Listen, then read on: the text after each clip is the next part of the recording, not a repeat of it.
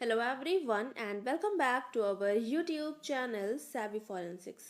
So friends आज के इस वीडियो में हम कुछ डिफरेंट पढ़ने वाले हैं। बेसिकली डिफरेंट भी कह सकते हैं, इम्पॉर्टेंट भी कह सकते हैं। तो जो आज का हमारा टॉपिक रहने वाला है वो होगा हमारा टच डीएनए पर बेस्ड। तो टच डीएनए जो है ये क्या होता है, इसके बारे में हम जानेंगे और इसमें क्या लिमिटेशंस हैं, कैसे आइडेंटिफाई करना होता है, क्या टेक्निक्स फॉलो करते हैं, कौन कौन से पॉपुलर केसेस हैं जहाँ पर इसका यूज़ होते हुए केसेस को सॉल्व करा गया है या उसमें रिजल्ट्स मिले हैं। तो ये सारी ही चीज़ों के बारे में आज के इस वीडियो में हम डिस्कस करेंगे। तो जल्दी से स्टार्ट कर लेते हैं। तो यहाँ पर सबसे पहले अगर हम बात करें कि टच डीएनए क्या है, तो बहुत ही सिंपल सी डेफिनेशन कि जब भी डीएनए हमारा जो है वो ट्रांसफ़र होता है। कैसे ट्रांसफ़र होगा?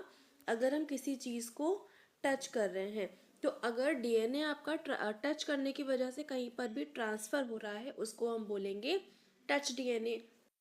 अब यहाँ पर एक चीज़ और समझने की है, जैसे कि इसको हम ये तो बोल रहे हैं कि ये हमारा टच डीएनए है, बट यहाँ पर जैसे जो टच डीएनए होता है बेसिकली जैसे आपके हैंड्स हैं, ठीक है। तो हैंड्स में यूजुअली आपके जो हैंड्स की फिंगर्स होती हैं उसमें थोड़ा बहुत स्वेटिंग होती रहती है, या फिर जो ऑयल का सिक्रीशन होता है वो यूजुअली होता रहता है।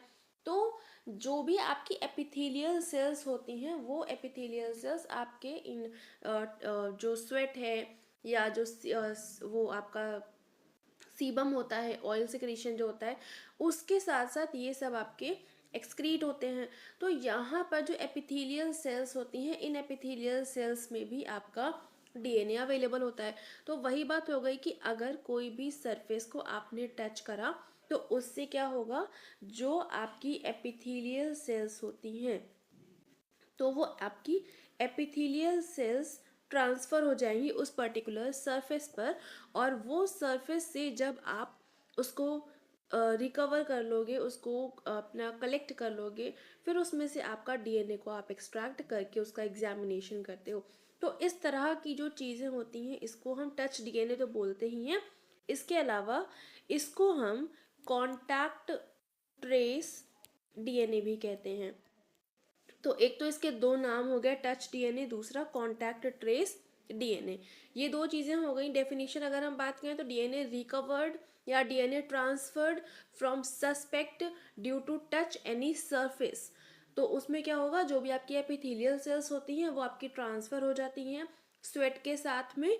तो वहाँ से आप उसको जब रिकवर करते हो तो उसमें से आपके डीएनए के एक्सट्रैक्ट देखने को मिलते हैं।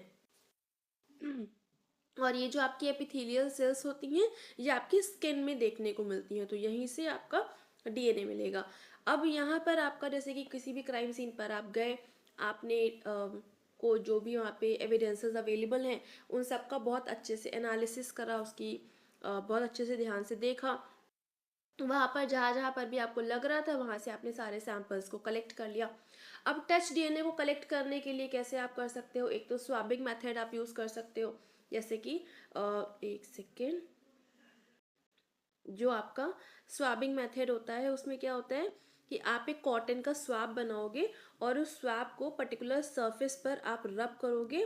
तो उससे क्या होगा, जो भी पर्टिकुलर सरफेस पर चीज़ें अवेलेबल होंगी वो सारा का सारा आपका कॉटन में ट्रांसफ़र हो जाएगा। एक तो ये स्वाबिंग मेथड हो गया।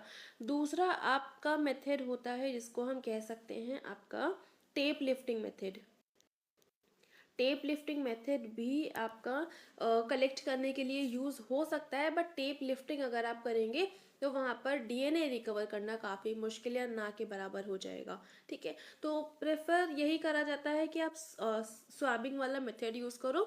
उसके अलावा जो आपका स्क्रैचिंग या स्क्रैपिंग वाला होता है वो भी आप कर सकते हो, बट वो आपका टच डीएनए नहीं रहेगा, वो तो आपका प्रॉपर कोई एविडेंस ही आ गया, ठीक है। तो स्वैबिंग जो है ये आपका यूजुअली टच डीएनए के केस में प्रेफर किया जाता है। अब यहाँ पर जैसे कि आपने सबसे पहले, जैसे कि आप किसी भी क्राइम सीन पर गए, वहाँ सबसे पहले आपने आइडेंटिफाई कर लिया कहाँ कहाँ पर आपका टच डीएनए देखने को मिल सकता है। तो फर्स्ट स्टेप आपका हो गया आइडेंटिफाइंग टारगेट सरफेस। उसके बाद में जो भी ट्रेस डीएनए के सैंपल्स थे उसको आपने कलेक्ट कर लिया, तो ये आपका सेकेंड स्टेप हो गया। जब आपने कलेक्ट कर लिया फिर पैकेजिंग करके ट्रांसपोर्ट करा जाता है लैब्स में। तो एफएसएल में क्या होता है, जो फोरेंसिक साइंस लैब्स होती हैं वहाँ पर टच डीएनए की एनालिसिस स्टार्ट होगी। तो एनालिसिस जब करेंगे वो पूरा ओपन ओपन करेंगे, उसमें सबसे पहले जो काम किया जाता है वो होता है आपका आइसोलेशन। आइसोलेशन करा जाएगा टच डीएनए का। आइसोलेशन करने के लिए 3 तरह के मेथड्स यूज होते हैं, जिसमें एक होता है आपका चिलेक्स एक्सट्रैक्शन, दूसरा होता है आपका ऑर्गेनिक एक्सट्रैक्शन, और जो तीसरा होता है ये होता है आपका सिलिका बेस।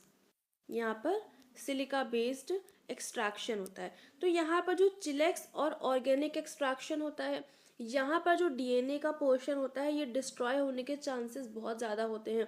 इस वजह से जब भी टच डीएनए की बात होगी वहाँ पर हम चिलेक्स या फिर ऑर्गेनिक एक्सट्रैक्शन मेथड का यूज़ नहीं करेंगे। सिलिका बेस्ड मेथड जो रहता है ये सबसे ज़्यादा प्रेफरेबल मेथड होता है in case of touch DNA. Touch DNA के केस में सिलिका बेस्ड मेथड का यूज़ करते हुए हम एक्सट्रैक्शन करते हैं, ये काफ़ी ज़्यादा यूज़फुल और प्रेफरेबल होता है। यहाँ पर सिलिका जो है एक मटेरियल एक तरह से यूज़ करा जाता है। एक सिलिका की कोटिंग करे हुए कुछ पार्टिकल्स रहते हैं जो कि डीएनए को एक्सट्रैक्ट कर लेते हैं इसमें। तो ये जो मेथड रहता है काफ़ी ज़्यादा प्रेफरेबल होता है। अब ये चिलेक्स एक्सट्रैक्शन क्या है, ऑर्गेनिक एक्सट्रैक्शन क्या है, सिलिका बेस्ड एक्सट्रैक्शन क्या है, तो जो हमारे चैनल पर डीएनए के काफ़ी सारे टॉपिक्स चल रहे हैं वहाँ पर काफ़ी कुछ पढ़ाया गया है। तो ये जितने भी मेथड्स हैं ना ये सारे आपके वहीं पर शेयर अपलोड हो जाएंगे। तो ये सारे जो एक्सट्रैक्शन के मेथड्स हैं आप वहाँ से कवर कर लीजिएगा, ठीक है। अब यहाँ तक हमने बात कर ली कि हमने डीएनए को एक्सट्रैक्ट तो कर लिया, बट क्योंकि आप जैसे नाम से समझ रहे हो कि ये आपका टच डीएनए है, यानी कि यहाँ पर जो डीएनए की क्वांटिटी होगी वो क्वांटिटी बहुत कम होगी। तो इस वजह से जो कम क्वांटिटी है उसको बढ़ाने के लिए हम कुछ टेक्निक्स परफॉर्म करते हैं। तो यानी कि जो क्वालिटी और जो क्वांटिटी है, तो क्वालिटी और क्वांटिटी दोनों को इंक्रीज करने के लिए, उसको डिटर्मिनेशन के लिए, डीएनए की डिटर्मिनेशन के लिए यहाँ पर कुछ टेक्निक्स फॉलो करी जाती हैं। वो क्या क्या टेक्निक्स होती हैं यहाँ पर, एक तो हो गया आपका डॉट ब्लॉट टेक्निक, दूसरी हो जाती है आपकी yield gel technique, third number पे है आपका कैपिलरी इलेक्ट्रोफोरेसिस।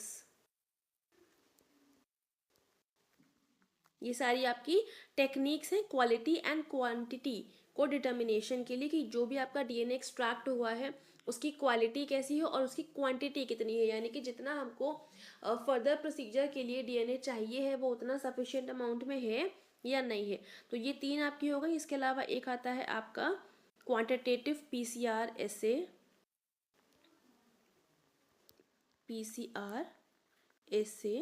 और एक टेक्निक और होती है जिसका नाम होता है आपका फ्लोरोसेंट इंटरचिलेटिंग डाई एसे, ठीक है, फ्लोरोसेंट इंटरचिलेटिंग डाई एसे। तो यहाँ पर आपकी 5 टेक्निक्स यूज हो सकती हैं, dot blot assay, yield gel electrophoresis, capillary electro yield gel technique है आपकी, ठीक है, और फिर कैपिलरी इलेक्ट्रोफोरेसिस हो गया, क्वांटिटेटिव पीसीआर एसे हो गया, और फ्लोरोसेंट इंटरचिलेटिंग डाई एसे हो गया। तो ये सारी आपकी टेक्निक्स होती हैं जिसका यूज़ करते हुए जो डीएनए हमको रिकवर हुआ है उसकी क्वालिटी और क्वांटिटी दोनों को डिटर्मिनेशन के लिए हम यूज़ करते हैं। अब इतनी चीज़ें हो गई आपकी, इसके बाद में नेक्स्ट आ जाता है आपका जो डीएनए हमको मिला है, अगर उसकी क्वांटिटी हमको कम लग रही है तो उसको हमको एम्पलीफाई करना होगा। एम्पलीफाई का मतलब होता है जो डीएनए की क्वांटिटी है उसको हमको बढ़ाना होगा। तो बढ़ाने के लिए जो टेक्निक यूज़ होती है उसको हम बोलते हैं डीएनए एम्पलीफिकेशन। डीएनए एम्पलीफिकेशन का क्या मतलब है, जो डीएनए हमको मिला है उसकी कई सारी कॉपीज तैयार कर लेना, जो कि आपकी length polymorphism and sequence polymorphism को एसेस करते हुए हम ये कर सकते हैं। और डीएनए एम्पलीफिकेशन में आपका बेसिक जो काम होता है वो यही होता है कि जो भी डीएनए आपको मिला है उसकी मल्टीपल कॉपीज आप तैयार कर लो ताकि सफिशिएंट अमाउंट में हमको डीएनए मिल जाए। अब यहाँ पर जो डीएनए प्रोफाइल है ये हमको सस्पेक्ट से पहले तो मैच करानी होती है। जैसे कि जब पूरा प्रोसेस करोगे तो लास्ट में जो भी प्रोफाइल आपके निकल कर आएगी तो वो आप सस्पेक्ट से मैच कराओगे। अगर सस्पेक्ट से मैच कर जा रही तो बहुत अच्छी बात है, बट अगर नहीं कर रही है तो उस केस में कोई सस्पेक्ट ही नहीं है तो वहाँ पर एक रिकॉर्ड मेंटेन करा जाता है डीएनए सैंपल्स का। तो उसको हम बोलते हैं कोडिस। कोडिस क्या है? Combined DNA indexing system. यहाँ पर जितने भी कल्प्रिट्स होते हैं, जो भी होते हैं, तो उनके डीएनए की सैम्पलिंग जो रहती है, जो प्रोफाइल होती है डीएनए प्रोफाइल, वो मेंटेन करके रखी जाती है। तो उससे आपको मैच कराना होता है। तो यहाँ से अगर कुछ रिजल्ट मिल जा रहा होता है तो बहुत अच्छी बात है। अब यहाँ पर डीएनए एम्प्लीफिकेशन हो गया। डीएनए एम्प्लीफिकेशन कराने के बाद में हमको कराना होता है डीएनए डिटेक्शन। तो डीएनए डिटेक्शन करवाने के लिए हमको फ्लोरोसेंट टैग्स का यूज़ करना पड़ता है। डीएनए जो सैंपल है उसमें हम कुछ फ्लोरोसेंट टैग को ऐड करते हैं। ये जो टैग होते हैं कुछ स्पेसिफिक न्यूक्लियोटाइड सीक्वेंसेस में अटैच हो जाते हैं। जो एसटीआर लोकाई होता है वहाँ पर जो कुछ स्पेसिफिक न्यूक्लियोटाइड सीक्वेंसेस होते हैं उसमें बाइंड करते हैं, और इससे जो प्रोफाइल निकल कर आती है वो आपको मैच कराना होता है सस्पेक्ट और कोडिस में। ठीक है, तो ये पूरी टेक्निक होती है टच डीएनए में। उम्मीद करती हूँ यहाँ तक आपको समझ में आया होगा। अभी यहाँ पर जैसे कि बहुत सारे टर्म्स थे तो उसमें बहुत डिटेलिंग में हम नहीं गए हैं, क्योंकि जैसे आपका जो एक्सट्रैक्शन मेथड्स थे ऑलरेडी हमारे चैनल पे तनुश्री मैम करा रही हैं, वो आपको करवा देंगी। जो क्वांटिटी एंड क्वालिटी के लिए टेक्निक्स थी ये भी आपकी वहीं पर कंप्लीट हो जाएगी। जैसे डॉट ब्लॉट टेक्निक जो है इसके ऑलरेडी वीडियोस अवेलेबल भी हैं। तो क्वांटिटेटिव पीसीआर जो है ये भी अवेलेबल है। तो ये सारा कुछ आप वहाँ से कर सकते हो तनुश्री मैम से। ठीक है, अब यहाँ पर अगर हम बात करें कि जो टच डीएनए है इसका यूज़ करते हुए कौन कौन से केसेस सॉल्व हुए हैं, तो इसमें अगर हम कुछ पॉपुलर केसेस देखें तो पॉपुलर केसेस में, तो अगर हम इंडियन केसेस की बात करें तो एक तो केस है आप बोध गया ब्लास्ट केस। ये एक ब्लास्ट का केस था जो कि इंडिया का ही है। तो ये एक हो गया बोध गया ब्लास्ट केस। दूसरा है शीना बोरा मर्डर केस, है ना। तो ये दो केसेस जो हैं यहाँ पर आपके इंडिया में टच डीएनए का यूज़ करा गया है। शीना बोरा का केस क्या था इसका वीडियो ऑलरेडी चैनल पर अवेलेबल है, तो आप वहाँ से लाकर उसको देख सकते हो। अगर फॉरेन केसेस की बात करें तो इसमें एक है आपका Peggy Peggy Hettrick murder and Tim Masters case. Second है इसमें आपका, ये फर्स्ट हो गया, सेकेंड है आपका डेविड कैम्स केस, और थर्ड है आपका, आपने कई बार हो सकता है सुना भी होगा, जॉन बेनेट रैमसे केस, है ना।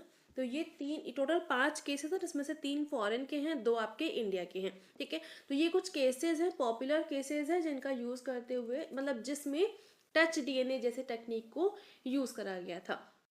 अब यहाँ पर अच्छा एक चीज़ बता दो, जैसे ये वीडियो जो है इसकी स्लाइड्स तैयार नहीं है, प्रेजेंटेशन नहीं है ना। तो इसलिए जितना कुछ मैंने आपको बताया है उसके अपने अकॉर्डिंग आप नोट्स बनाते हुए चलिएगा। जो भी आपको चाहिए, जो समझ में आपको लग रहा है, जो भी इम्पोर्टेंट लग रहा है वो अपने अकॉर्डिंग नोट्स बना लीजिएगा। क्योंकि जितना जैसे लिख भी रहे हैं तो उतना क्लियर लिख नहीं रहा है ना। तो जितना मैं बोल रही हूँ तो उससे आप थोड़ा बहुत आइडिया लगा के अच्छे से आप समझ के लिख सकते हैं। तो अपने नोट्स अपने अकॉर्डिंगली इसको प्रिपेयर कर लीजिएगा। अब यहाँ पर टच डीएनए की अगर हम लिमिटेशंस की बात करें तो जैसे आप सभी को पता है कि क्राइम सीन पर कंटामिनेशन बहुत ज़्यादा होता है। तो जो कंटामिनेशन है, क्योंकि अगर कंटामिनेट हो गया तो वहाँ पर डीएनए को रिकवर करना आसान नहीं होता। तो अगर कंटामिनेशन हो गया तो वहाँ पर इसका लिमिटेशन हो जाएगा। उसके अलावा जो डीएनए मिक्सचर्स अगर हो जाते हैं तो वहाँ पर इंटरप्रिटेशन करना थोड़ा सा डिफ़िकल्ट हो जाता है।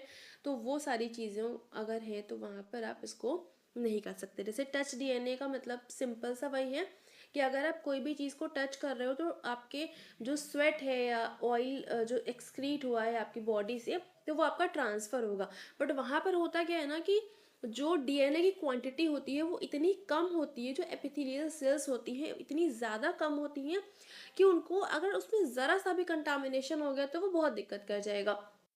तो इसलिए टच डीएनए में लिमिटेशन यहीं पर आ जाता है कि कंटामिनेशन बिल्कुल नहीं होना चाहिए। अगर अलग अलग डीएनए का मिक्सअप हो गया है तो वहाँ पर भी ये चीज़ आपकी दिक्कत करेगी कि अलग अलग डीएनए मिक्स हो गए हैं आपस में, तो वहाँ पर भी आपका रिकवर करना थोड़ा सा डिफ़िकल्ट हो जाता है। तो ये आपकी कुछ लिमिटेशन आ जाती हैं टच डीएनए की।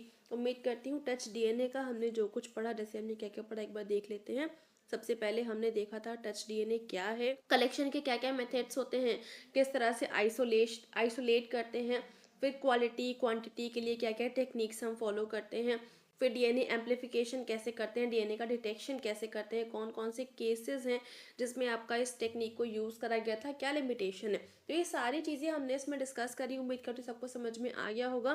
कहीं कोई डाउट लग रहा है, कोई क्वेरी आप लोग कमेंट्स में पूछ सकते हो, उसका रिप्लाई आपको मिल जाएगा। बाकी वीडियो पसंद आ रहा है तो लाइक तो ज़रूर कर देंगे, उसके अलावा शेयर ज़रूर से कर दीजिएगा, ताकि जितने भी लोग नेट की प्रिपरेशन कर रहे हैं उन तक ये वीडियो पहुंच सके। और अभी यहाँ पर इस वीडियो को करते हैं एंड। और चैनल पे अगर पहली बार आ रहे हैं तो सब्सक्राइब ज़रूर से कर लेंगे, क्योंकि यहाँ पर फोरेंसिकली वीडियोस आपको मिलते रहते हैं। और नेट पर्सपेक्टिव से काफ़ी सारे क्वेश्चंस वगैरह की प्रैक्टिस के लिए आप हमारी वेबसाइट पर विजिट भी कर सकते हो। व्हाट्सएप नंबर भी वेबसाइट पर विजिट करके ज़रूर से देख लीजिएगा। अभी वीडियो को करते हैं and thank you so much for joining me here.